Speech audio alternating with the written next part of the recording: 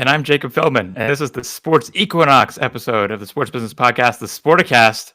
Scott, it's a holiday, evidently. I wanted to ask you, do you remember your first Sports Equinox? Remember when this became a thing? No, I really don't. Yeah. I mean, I'm looking at this. I see it all over social media today. Okay, Yes. Equinox, and I can't figure out why some of the leagues would want to schedule opposite others that are playing. For instance, I don't know, maybe a World Series.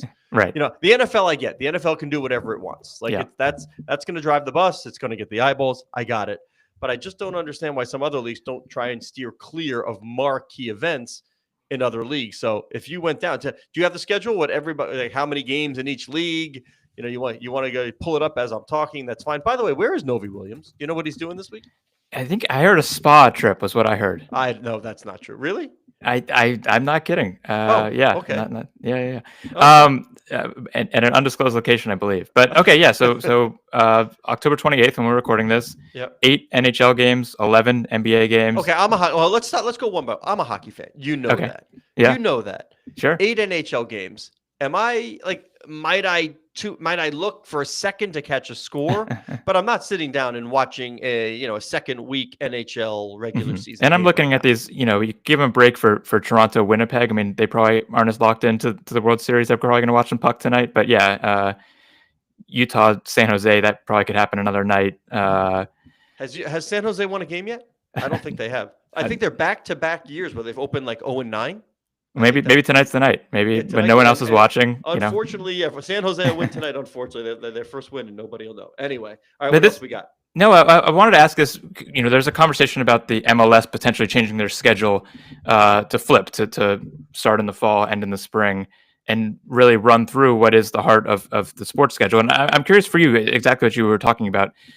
Would your advice be to a team? WNBA is going through this too as they expand their season. Do they want to be in the summer where they kind of own it, but it's not as much of a buzzy time, or do you want to try to compete when everyone is in front of their TV? What do you think is going to be the path to success if you are a scheduler? And it's even the true on a week-to-week basis as we see some teams look at maybe we do an 11 a.m. Sunday game to try to get in, some time before football starts. I mean, how do you think about owning, a smaller time versus really trying to compete when everybody's sitting in front of the TV? I like the idea of my core audience can come at this special time and what you're going to have. And it gives casual fans a chance to come and discover like the WNBA. If they were playing, what was there, 2-point-something million, right? For game 5, I think at a time when, by the way, but you can see direct, how were they impacted? It's not that they just went up against baseball and they went up against football. And this is bad luck that nobody can control. They went up against 2 New York teams in those. So you had, obviously, I think if the Yankees were not in the World Series and the Jets were not playing, although now if the Jets were playing, maybe nobody would watch anyway. But if the 2 New York teams were not playing, I think you could probably add a couple of million viewers to the WNBA game. So it would have been 4 and change. So I like the idea of a carve out. I really do. My core fans will find it. It gives the opportunity for others to come and test. But do I want to go up against the NFL? No, I do not. Do I want to go up against the World Series? Not really. I'd like to find a time when I have less traffic for me, just like driving. Give me less traffic. I will take the open highway and assume that folks will find me there. You'll wake up at 4 a.m. and hit the road. Yeah, exactly. Absolutely. And I do think these teams and leagues are getting a lot smarter. We're seeing noon the day after Thanksgiving. Let's do a marquee game there. Let's do something. All right, New Year's Day is crowded. Maybe we can own New Year's Eve. I do think every league is looking for their little MLK Day, St. Patrick's Day, whatever day you can get, and turn it into a tentpole that people expect. And as you mentioned, I mean, the World Series is the gorilla in the room in addition to the NFL over these 2 weeks. And I think what's been fascinating to us, we're an American-centric podcast, but it's become a global gorilla too, if you will. What have you taken away from the Ohtani effect in the U.S. and overseas? Let me take you to, I'm going to read it here, the headline in today's Wall Street Journal. How about that? Yeah. I mean, that's pretty good gauge of the zeitgeist, right? Yeah. The World Series that turned America's pastime into a national obsession halfway around the world. And it wasn't quite to the Ohtani World Series level, but I was covering the NBA when Yao Ming was playing. And I remember seeing the contingent following him. It was obvious what his presence meant to basketball in Asia. To have somebody from a particular country come and join the major leagues here, obviously exponentially buoys the interest, the coverage. And that's what we're seeing with Ohtani. And it started before. I Yeah. go back and I told Eben this, and I know you listen, but I'll retell the story anyway. The World Baseball Classic. There was something brewing with my focus group of one when he and his pals, the Snapchats were flying. They organized a party on the fly to watch the championship game of the World Baseball Classic. And that was largely Ohtani related. My son now, and Eben came up with a kind of rent the jersey kind of idea now, like a rent the one way. He has a pal who's got a big baseball fan. He's got all the team jerseys hanging in his closet. All the friends are going to that kid's house to borrow jerseys, and they're rotating them. Jackson seems to have settled into a nice groove with the teal Seattle Mariners jersey. So he really likes that one. So he's sporting that and the Yankees pinstripes these days, which is his. But something is happening in baseball. Something is going on. And Ohtani is forget about outside the U.S. Importantly, here, because baseball's been trying to crack the code forever. And I don't know if it's Xbox and MLB The Show, but the kids all play it. They all care. They all want to see Ellie De La Cruz when he comes to town. The players are cool, particularly the young set. They love watching the bat flips, all of it, all the stuff that the old fogies would say, that's classless. You run to first base, do all that stuff. The kids love. They want the individuality. They want the showmanship. They love it. And they're finding it in baseball these days. Yeah, so good things ahead for baseball. And I think even just the format of TikTok and Snapchat and this vertical video lends itself well to a baseball player standing up, swinging a bat. I mean, so much of our sports is horizontal in nature, and I do think even that alone, these bat flips go viral for that reason. I did love Evan's off the dome business idea last year. People deep in it may remember there was actually a company. As I was listening, it was like there was a startup. It was called Rep the Squad, Seattle based, and they folded 6 years ago, I think, because their realization was you needed too much customization. You needed every player in every size. It wasn't kind of as simple. And then, as you guys were hitting on, the fact that these players change over so much, your inventory goes to zero very quickly. But I do think it would have to be somebody at the level of the companies making it where they're not worried about the margin of buying these things off the rack. But there's a business in there somewhere. So maybe that's where Eben is. Maybe this week he's going and talking to investors in Silicon Valley. He's venture funding, yeah, right. Yeah, exactly. He's going to come back on Monday announcing $10 million in funding and resign. We shall see. All right, let's play a little game here just for fun because he'll listen to it later on. Let's say this happens in our fictional world. Edmund Novi Williams does do this. You know him pretty well. Sure. He's on the podium announcing this venture, backed by I don't I'm not going to say anybody specific, but okay, he's got 50 million. He's got the big names. Backing. Yeah, he's got everybody. Of course, that means he's got David Blitzer. I'll use that one. You got to have Blitz. Alexis Ohanian, of course, he's in there. Sure. What jersey is he wearing? What jersey is Novi Williams wearing to the podium for this announcement? I mean, Eben's certainly wearing a Fred Taylor 1996 Jacksonville Jaguars jersey, right? Mark Brunell, Fred Taylor. Yeah. Okay, that class has to be. I agree. All right, so you're the tech guy now. Tell me what I need to know about Cosm. I keep seeing it. I have not been to Cosm. Yes, I've seen, just like you, I've seen all over. It's almost like Sphere-esque. It looks great. Eben and I have had the debate going, well, it costs a pretty penny to go. Is it worth it? All that stuff. I think it looks cool. To me, it's just about the communal experience. It is a better viewing experience than I'm sitting at home. Be with all your friends. I don't know. You tell me, what do I need to know about Cosm now and in the future? Yeah, I think it's fascinating for three reasons. The first of which is the marketing point, which you touched on. A lot of times these things are really hard to sell. People have been trying to explain VR to people, explain this, even the Sphere. Everyone's like, oh, you don't really get it till you see it. I think Cosm has done a really good job. Again, going back to social media, those clips are going viral regularly. Dodgers grand slam to win it. That you see it in Cosm. Plate. I think I don't know if the Commanders Hail Mary was in Cosm, but I feel like I saw something like that as well. I think they've kind of branded these moments as soon as they happen. People are like, oh, I wonder what that looked like there. That was great. The second thing, like you were saying, is a technology point. I do think that the price is not something I'm too worried about. People, especially my generation, are willing to spend money for an exciting night out. I think people are looking for new and different. I think people at the same time are not going to spend $500 to go to every football game, to go to every NBA game.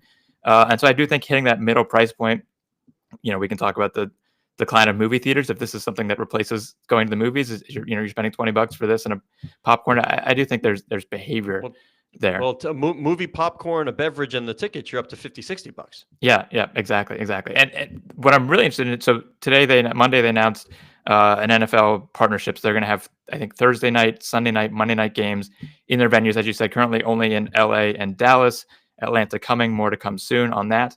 And they're already thinking about, what does a season pass look like? What does a season ticket holder look like? How can we kind of recreate that fandom experience and make it more accessible? And I think whether it's Cosm or whether it's another kind of sports bar-esque property, I do think there's a big, not to go all Evan here, but I do think there's a big business here for somebody. I think Eben was the bigger skeptic than I was. I said I think the community aspect of it is what it's all about. Exactly. I think it's just a cool thing. And you let me know, in that screen, even in VR now, let's say I was watching the Commanders game, like, was the guy taunting the crowd not paying attention to the game? Would he be on the screen? He's like in the lower left-hand corner? I think somewhere, so. instead of actually playing where he should be. Exactly. Yeah. And they've done a good job. I mean, I think, again, I also have not going to LA in December. I'm going to see it while I'm there. There you see, as if you're behind home plate or as if you're on the end zone or whatever. And then they also have the TV feed because the TV feed is so vital to watching so many of these sports. So you can look up in the corner and see what they see on TV as well, which is very smart. They're not fully committed to this idea of full immersion. They, you can watch the TV and listen to Joe Buck too, because that's part of the experience. Yeah, Evan and I have talked about your sort of MMA, like UFC in arena. It's so hard to see. I just, you have the stanchions, you have the camera. I'm still waiting for a wireless camera that's up above where it's clear so I can act. But when they go to the floor, you can't see anything. And then when I went to the UFC event I won't even kill a particular arena, but I went to the event. They go down to the floor wrestling, and my head instantly goes up to watch it on TV. Yeah. I'm like, what am I here for? Like, the community here wasn't enough for me because there's downtime in between. You retreat, you hang out. So I thought it had something to work out, but I think it'd be absolutely perfect at Cosm. Like, they could definitely give me some camera angles where I can just watch there and enjoy. And my downtime is a social experience anyway. Yeah, so, and that's why I think Dana White was so infatuated by the Sphere, because you can turn those down moments into entertainment moments, and that's what this is going to be. We look at the Clippers Arena too, with its massive new screen, SoFi Stadium, on and on. You got to be entertaining fans every single second. You got to be showing them everything, because even if you spent $1,000 for seats, you're going to pull out your phone if you can't watch, and that's not a good experience. So I was, got to go to the Celtics game last Tuesday, the first game of the season. Don't segue yourself. Don't segue yourself. That's what you're doing there. Like, I was going to say, Boomski was at the opening of Steve Ballmer's building, the Intuit Dome. Yeah. So you've got the wall. He's all about entertainment during the game. Exactly. He understands it can't just be about when the ball is bouncing. Yes. But do you want people on their phones? Or do you want sort of the Cameron Indoor Stadium experience where, wheelhouse college kids who should be on their phone, they're jumping up and down in the student section because that's what it's for. Yeah. And there's been a lot of conversation on social media. I've seen this beginning of every basketball season. I feel like they juxtapose clips of, I don't know if it's Serbia or Austria or whatever, these crazy arenas with smoke bombs going off and flares. Yeah. And it's like, why? And then it cuts to, a Lakers game or a Bucks game. And it's, and it's dun, dun, dun, dun, dun. And it's like, why can't we have this? It's like, well, the tickets prices is where I would start. And you go from there, time of game, you talk about the price of watching these things on TV, you talk about the length of the game. On and on.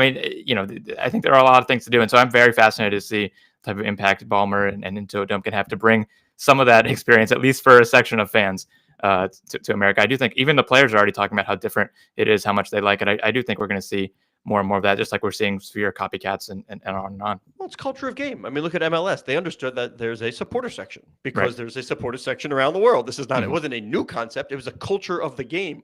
But who said you can't create your own culture? That's what I mean. I'm waiting for somebody to step outside a comfort zone, maybe sacrifice some revenue. That might, and a Steve Ballmer certainly could do that. And I'll do right behind one of the baskets as my standing room only supporters section. Right. Where the floor does, vibrate and go up and down and whatever it may be. I think that's what we're lacking here. It's definitely that and fun. Everybody just sits and, the scoreboard tells you to get up and say charge and you do. Right. I don't know. All right. So you said you were at TD Garden for the Celtics ring ceremony. You think Adam Silver would be the kind of number one star there, the players getting their rings. But Hark, no. You're telling me that shocking. Can I call him an influencer? Internet? What? Streamer, I think would be the Streamer correct is better title. for Yes. Kai Cenat. All right. Yes. So I don't know the demo of our podcast right now. I mean, I think we probably started older. Maybe we're skewing a little bit younger. For those who do not know, tell people who Kai Cenat is, and more importantly, the reach that he has. Of course. Well, answer one is ask your kids if you have them, because they will probably know. Kai Cenat, as I said, is a streamer, primarily on Twitch, also on YouTube and TikTok and Instagram. I think 50 million followers between the social platforms that I counted. Give me a random team. I'm going to check sort of the Twitter following, or should I go Twitter or Instagram? Which one? Yeah, Instagram. Yeah, I think I did the Celtics. I think the Celtics were like in the 20s combined. Combined all the platforms. Yeah, the NBA as a league, as you know, is the most social media forward. So they have like 180 combined. So he's like a third almost of the NBA's following for one 22-year-old with his friends in his bedroom, essentially. Yeah. And he's one of these guys who's famous for. He really became famous for doing a 30-day continuous broadcast. So I think we've talked about doing the 30-day continuous Sporticast, right? 24 hours, 24/7, just stream on, you and Evan just talking, sleeping, the whole deal. So that's what the kids are into these days. I would all do, it's like in college we had a big fundraiser at Syracuse University called Dance Marathon. Yeah, of course. 24 hours. I'll do a sport marathon. That's fine. Okay, perfect. What kind of babble? I mean, this is how we are rested and fresh. Could you imagine sort of like 2 hours in, 10 hours in? Oh my Lord. I don't know where my ramblings would go. Yeah. We'd have to have a censor. Yeah, find us on Sporticast if you want that. But yeah, he did 30 days, gets athletes to come in, celebrity cameos, all that stuff. Anyway, so I want Kai Cenat. That's it. Yeah. That's who I want on the show. There you go. Well, you can ask the NBA because they built a great relationship with Kai, with FaZe Clan, Jesser. I could go on and on with some of these names. Tech Summit at All Star. I will approach and ask if he wants to come on and do this. Exactly. It'd be great. And it's fascinating to me because the NBA is a massive brand, right? LeBron James, Steph Curry, some of the most famous people in the world, but the NBA recognizes there are people who aren't fans of LeBron, aren't fans of Steph, but are fans of Kai Cenat. And so they invited him to tip off. They gave him floor side seats right behind Tom Thibodeau. I didn't see any interaction between them, although I did have an eye on them. I don't see Thibodeau and not Kai the Cenat. demo. The Venn diagram of those two circles there, not very, very slender. Although Tom would appreciate the work ethic of streaming for 30 straight days. That feels like a Thibodeau-esque kind of approach. But after the game, Jaylen Brown comes up, recognizes Kai. People might remember Jaylen Brown got a lot of crap for jumping over Kai Cenat at the dunk contest. He had Kai Cenat sit down, and it kind of became a meme, and inside the NBA made fun of him. Anyway, so they're obviously friends. So they get together. Jaylen offers him a jersey. I think it was 40 million views for the various Kai Cenat antics over the course of the night across social media. He met with the governor of Massachusetts. I'm still not sure if either of them knew who the other person was, but they got together for a photo. He held the Larry O'Brien Trophy, Paul Pierce, KG, on and on. Everybody there wanted a photo with him. The funniest part to me, and that will stick with me out of anything, is him walking off the floor before the game. Met Adam Silver, on the floor for some photos before the game. Walks off the floor. The color guard is there, in their regalia, holding the flags, and this guy goes insane for Kai. Asks for a photo, is yelling, total fangirl attitude, something I've never seen from the color guard. And that to me spoke to, there's players walking left and right, there's owners, everybody, and it's this guy that everyone is focused on. And so the more every league right now is thinking about how can we get these guys to our games, talking about our players, becoming friends with our players. That's the next big step in addition to international, like we were talking about earlier. We're going to have to do a whole show on color guard comportment. I don't know. Does somebody get in trouble? Well, yeah, I was wondering, like, it's not like the beef eaters or whatever, right? Like, I think they're allowed to act up. I don't know. Yeah. We'll have to see. Have to follow up on that one. All right. As nobody's going to be screaming from Buckingham Palace. I'm going to put you on the spot here. Give me your Mount Rushmore of Kai Cenats. Influencer. Like if I am, all right, let's do the WNBA. Sure. The W should have had which four people, attending the finals and doing things like this. Give me your Mount Rushmore that would have yielded. So you said how many? 40 million views was Kai? Yeah. So I'll do 4 times 4. Okay. 160 million views spread out over 4 different games. Who do we got? Who's going to the finals and helping them out? I love this question. I've talked to people at the Liberty who obviously have turned the front row into a scene about how they celebrity row, same as exactly. At the beginning of the season, they come up with a wish list who are going to hit, go down the line. which is fascinating. I think one that's really emerged is Alex Cooper from Call Her Daddy, who Yep. the Olympics brought in. I think she'd be one of the first ones I'd speak to. Speaks to a demographic of women that may not be diehard sports fans. I like it. Um, I'm amazed by it, but I like it. yeah. After that, I mean, Kai is up there on the streaming community, the African American community. I definitely would include him there. I think bringing in the athletes from the other sports is always like very interesting content. So I think I'm actually not even thinking Travis Kelce and Taylor Swift because that's like the obvious answer. So I'm leaving them off. But I think that's fair. Okay. Getting Patrick Mahomes to sit courtside at a game, I think you get the interaction, especially for a league like the WNBA, a growing league. You get some buy-in from a athlete everybody knows. He can talk about how tremendous it is. So that's 3. So I've got 1 spot left. I'm gonna leave off the presidential candidates. I'm gonna who let's see. Ideally, you'd want somebody international. I'm not great on my Indian celebrities, my Chinese celebrities. Although I think that would probably be where I'd want to go. So I'd probably try to find somebody with an international audience. But I leave that seat open to who's in the States at the time. All right, so you're going to be filling in for Novi on the next pod too, right? So come up with that last person for that. I'll give you a little bit of homework. Can I say Kurt? Because I can get Kurt. You could no, Kurt doesn't. no, he doesn't fall into the demographic of those that clamoring to see. Brilliant dude, but I don't think he falls in there. All right, let's close it with this because we're talking about sort of like the Michael Jordan of influencers. Like that's what we're asking for here. Well, Michael Jordan himself has a chance for a NASCAR championship. Like this is more little dalliance. Michael's team won the recent race. He's got a chance for a title in a couple of weeks outside of Phoenix. And I find it from a sports business perspective, you've got Michael, obviously a huge name in the world. He's suing NASCAR. Right. He wouldn't sign the charter agreement. So he's also hired as his attorney, the Michael Jordan of labor law. That would be Jeff Kessler. If that name sounds familiar, it's because he's represented the NBA players in labor negotiations. He represented Tom Brady, the women's national team. And I find it interesting. This has got to be a nice nod to Kessler, because think about this. Kessler was the outside counsel, and I don't want this to be commercial for Jeff, but he was outside counsel for the NBA Players Association during their labor talks. Great. Michael, though, then became an owner.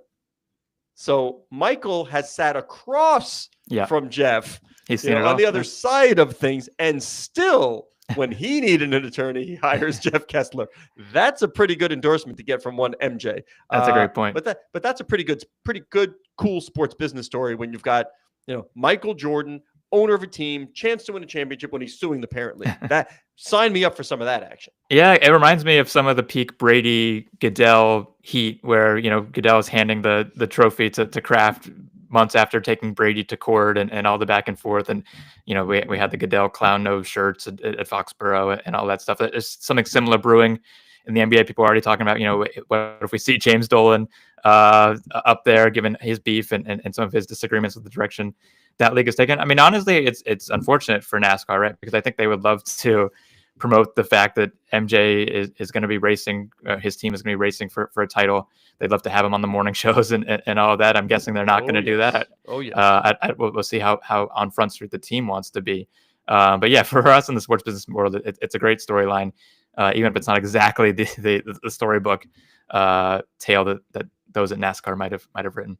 All right, so you have some homework. Now let me see if you remember that you got to close the show as Edmund Novi-Williams' replacement. Do you got it down? Do you have the? I got it. Your name, Scott Soshnick. Always have that. Your Twitter is at Soshnick. Yeah, it is nice very and easy. Simple. Yeah. I say Twitter. I It's okay. Just we keep going with Twitter's fine. Evan just loves Twitter, so in his honor, I'll continue to say Twitter. I'm Jacob Feldman 4 on that service. The show's produced by Erin Greenewald. Thank you to her as always, and Matt Palacio, obviously, who runs Sportico Social and digital media. Matt Palacio. Yes. We'd like you to know that you can follow us at Sporticast, and we are the hub of the Sportico Media Network. How'd I do? Well done. Perfect. See ya. All right. Good. Stopping. Now keep it open until it downloads all the way. Let me know. Successfully uploaded. Cool. Okay. Sorry about the technical delays at the beginning there, but that went smoothly once we got going. That doesn't even count. That doesn't even count. You kidding me? 10:28:24. Got it saved. So just in case we need the audio, I have it saved. We're all good. Perfect. Awesome. Sounds all right, good. my man. Perfect. Yep. Thanks. Talk soon. Yep.